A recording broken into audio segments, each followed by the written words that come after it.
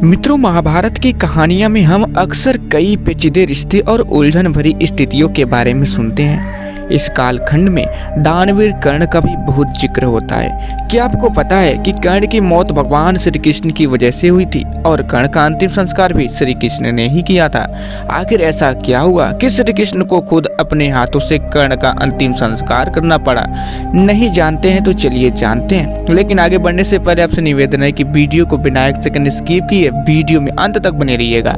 अगर आप लोग वीडियो अंत तक देख लेते हैं तो आप पर भी श्री कृष्ण जी की कृपा होगी और आपके मन में कोई भी प्रश्न नहीं उठेगा। तो बिना देर किए चलिए शुरू करते हैं। मित्रों, हम आपको बता दें कि कर्ण पांडवों की माता कुंती और सूर्य का पुत्र था। कुंती ने अपनी शादी से पहले कर्ण को जन्म दिया था, फिर उसे लोक लाज के डर से एक बक्से में रखकर पानी में छोड़ दिया था। वो बक्सा एक रथ के सारथी को मिला और उसी ने कर्ण का पालन पोषण किया। सूत पुत्र होने के चलते कर्ण को कई बार अपमान सहना पड़ा। उसे समाज में इज्जत नहीं मिली। द्रौपदी ने भी उससे शादी करने से इनकार कर दिया, जिससे वह पांडवों से नफरत करने लगा था। यही वजह थी कि कुंती का पुत्र होने के बावजूद कर्ण ने महाभारत के युद्ध में कौरवों का साथ दिया। और मित्रों, इतिहास के पन्ने में कर्ण को पराक्रमी योद्धा के साथ साथ दानवीर राजा भी माना जाता है। कर्ण के दान के कई किस्से मौजूद हैं। कहा जाता है कि जो कोई कर्ण के पास जाकर कुछ मांगता था, वो कैसे न कैसे उसकी इच्छा जरूर पूरी करता था। एक बार श्री कृष्ण खुद एक ब्राह्मण का वेश धारण कर कर्ण के सामने गए। उन्होंने कर्ण से सोना मांगा। कर्ण ने कहा कि अभी तो सोना सिर्फ मेरे दांतों में है, आप ले लो। ब्राह्मण ने कहा कि उसके लिए आपके दांत तोड़ने पड़ेंगे, जो मुझसे नहीं होगा। इस पर कर्ण ने खुद अपने दांत तोड़कर सोना निकालकर ब्राह्मण रूपी कृष्ण को दे दिया। कृष्ण इससे खुश हुए और कर्ण से वरदान मांगने को कहा। कर्ण ने कहा कि उसकी मृत्यु होने पर उसका अंतिम संस्कार कोई ऐसा व्यक्ति करे जो पूरी तरह पाप मुक्त हो। तो चलिए मित्रों, अब आपको बताते हैं कि कर्ण को श्राप कैसे मिला था। मित्रों, एक बार कर्ण अपने रथ से कहीं जा रहे थे, तभी उसके रथ से एक बछिया की मौत हो गई।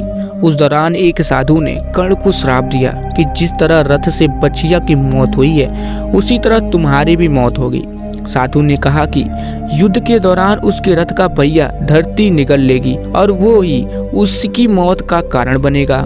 और ठीक उसी प्रकार महाभारत के 17वें दिन कर्ण के रथ का पहिया जमीन में धंस गया। तभी अर्जुन ने अपना दिव्यास्त्र निकाला और कर्ण पर वार कर दिया। जैसा साधु ने श्राप दिया था, उसी तरह कर्ण की मौत हो गई। मित्रों, दरअसल कर्ण की मौत की एक वजह श्री कृष्ण भी थे। कर्ण के पास देवताओं के द्वारा दिया गया ऐसा शस्त्र था जिसका कोई मुकाबला नहीं कर सकता था। ये दिव्य अस्त्र कर्ण ने अर्जुन के लिए बचा कर रखा था। जब भीम का पुत्र घटोत्कच कौरवों की सेना पर कहर ढा रहा था, तब मजबूरन कर्ण को उस पर दिव्य अस्त्र का इस्तेमाल करना पड़ा। इसके बाद श्री कृष्ण ने अर्जुन को बताया कि अब तुम्हें कोई खतरा नहीं है। कर्ण ने दिव्य अस्त्र का इस्तेमाल घटोत्कच का वध करने में कर लिया है। अब तुम कर्ण का आसानी से वध कर सकते हो। इस तरह कृष्ण के कहने पर अर्जुन ने कर्ण को युद्ध क्षेत्र में मार गिराया। और मित्रों, हम आपको बता दें कि कर्ण की मृत्यु के बाद सवाल उठा कि उसका अंतिम संस्कार कौन करेगा। दरअसल कृष्ण ने कर्ण को पहले वचन दिया था कि कोई ऐसा शख्स ही उसका अंतिम संस्कार कर सकेगा जो पूरी तरह पाप मुक्त हो। वहाँ ऐसा कोई व्यक्ति नहीं था जिसने कभी पाप नहीं किया हो। तब खुद भगवान श्री कृष्ण ने कर्ण का अंतिम संस्कार किया और उसे मुक्ति दिलाई। तो मित्रों, अगर आप लोग वीडियो यहाँ तक देख रहे हैं तो कमेंट बॉक्स में जय श्री कृष्ण जरूर लिख दीजिएगा, जिससे आपके सारे कष्ट दूर हो जाएंगे। और हाँ, साथ ही अगर आप लोगों को वीडियो पसंद आया हो तो वीडियो को दिल से एक लाइक और चैनल को सब्सक्राइब करना मत भूलिएगा। तो फिर मिलेंगे। जय श्री कृष्ण, राधे राधे।